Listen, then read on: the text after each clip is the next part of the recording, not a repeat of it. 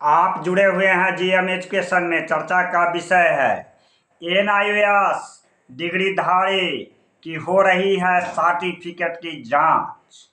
शुरुआत हो रही है बिहार के औरंगाबाद के जिले से। चर्चा करता हूं विस्तार से। प्रदेश के तमाम एनआईओएस शिक्षक अभ्यर्थी साथियों, TRE-1 की सर्टिफिकेट की हो रही है जांच। जैसा कि आपको पता है कि छठा चरण और TRE-1 में एनआईओएस शिक्षक की बहाली हुई थी। 28 नवंबर के सुप्रीम कोर्ट के फैसले के आलोक के बाद TRE-2 में एनआईओएस शिक्षक अभ्यर्थी की नहीं हो सकी थी बहाली।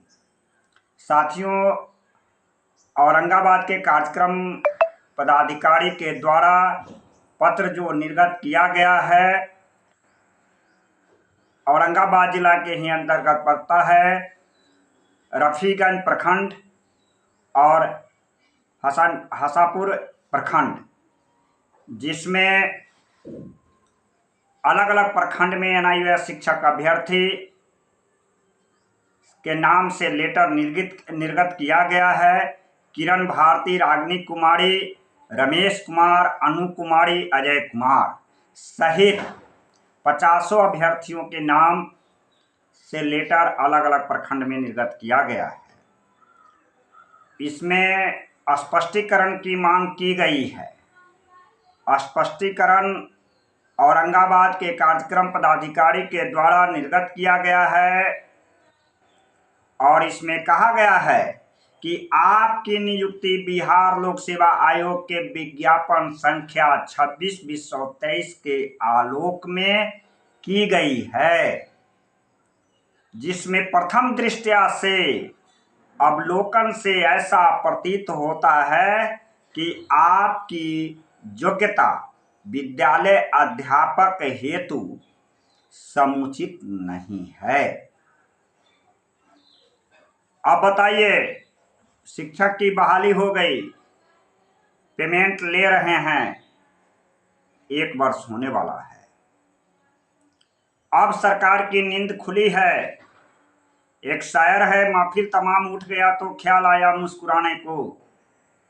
अब जांच हो रही है और यह भी कहा जा रहा है कि प्रथम दृष्टया से आपकी योग्यता विद्यालय अध्यापक हेतु जो निश्चित की गई है उसके समुचित नहीं है और इसका जवाब 3 दिनों के अंदर स्पष्टीकरण भी देना है। कार्यालय में अधोहस्ताक्षरित प्रस्तुत करना है। अब सर्टिफिकेट की जांच किन बिंदुओं पर जांच होगी, इसकी चर्चा करता हूं। पहला है कार्यानुभव प्रमाण पत्र। कार्यानुभव प्रमाण पत्र, आपने किस विद्यालय से प्रशिक्षण प्राप्त किया है और आपकी ट्रेनिंग किस विद्यालय में हुई है, उसका अधोहस्ताक्षरित प्रमाण पत्र की जांच की प्रति संलग्न करना है। अब कार्यानुभव की अवधि, आपने जिस विद्यालय में कार्य किया है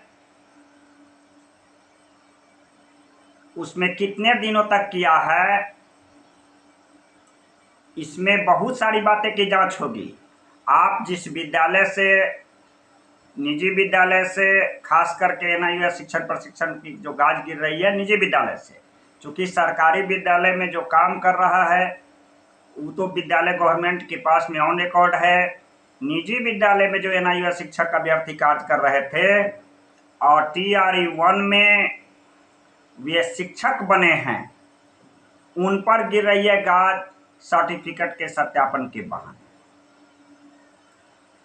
इसमें कहा गया है कि कार्यानुभव का प्रमाण पत्र मेंस कि आपको पता है कि 10 अक्टूबर 2017 से 19 का सेशन था।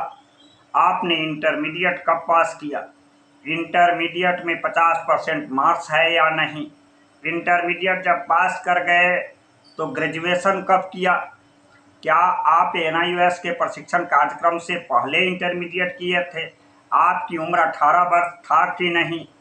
आप ग्रेजुएशन क्या NIOS के प्रशिक्षण दोनों साथ कर रहे थे या पहले कर रहे थे? आपका प्रशिक्षण का कार्यक्रम से पहले शैक्षणिक सर्टिफिकेट प्राप्त है कि नहीं? उसके बाद प्रशिक्षण प्राप्त है या ओवर क्रॉसिंग है? इस सब बिंदुओं पर होगी जांच। जैसा कि दूसरा पॉइंट में है कि कार्यानुभव का तीसरा पॉइंट में कार्यानुभव प्रमाण पत्र का किस संस्थान से किया है, आपके विद्यालय की क्या नियुक्ति पत्र है, उसको भी स्वाभिप्रमाणित प्रमाण पत्र संलग्न करना है। और एक पॉइंट और है, कार्यानुभव के अवधि में वेतन का प्रमाण पत्र स्वाभिप्रमाणित प्रमाण पत्र होना चाहिए। आपने यदि बैंक से लिया है पेमेंट विद्यालय से या पासबुक से, तो पासबुक की भी छाया प्रति और स्वाभिप्रमाणित प्रमाण पत्र देना होगा, संलग्न करना होगा। इसके बहाने जिस विद्यालय से प्रशिक्षण प्राप्त कर आपने नौकरी लिया है, इसकी भी होगी जांच। एक और जो चौथा कड़ी है, चौथा पॉइंट है कि उक्त संस्थान का क्या बिहार सरकार या केंद्र सरकार की संबद्धता प्रमाणित पत्र रखता है। इस संदर्भ में यह कहा जा रहा है कि विद्यालय से आपने जो प्रशिक्षण प्राप्त किया है उसकी संबद्धता की होगी जांच। वह विद्यालय कब खुला, कब प्रशिक्षण प्रमाण पत्र प्राप्त किया, बिहार सरकार से संबंधित है या केंद्र सरकार से संबंधित है। इस तरह से NIOS से प्रशिक्षण प्राप्त कर जो बने हैं शिक्षक, उसके सर्टिफिकेट की हो रही है जांच। और जांच के घेरे में आने वाले शिक्षक का होगा नौकरी के बाहर 3 दिनों का समय दिया गया है सर्टिफिकेट जांच के लिए। 3 दिनों में स्पष्टीकरण की जांच हो रही है और स्वाभिप्रमाणित पत्र संलग्न करना है। इस तरह से NIOS आ रहा है जांच के घेरे में। अब देखना है कि NIOS पर गिरने वाली गाज से शिक्षक बन पाते हैं या बच पाते हैं या रह पाते हैं।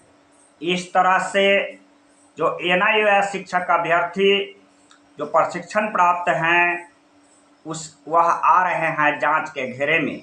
अब यह सवाल होता है कि क्या TRE 1 में बने शिक्षक की होगी जांच या छठे चरण के भी NIOS अभ्यर्थी से बने शिक्षक की होगी जांच।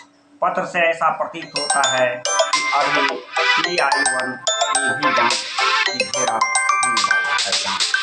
धन्यवाद।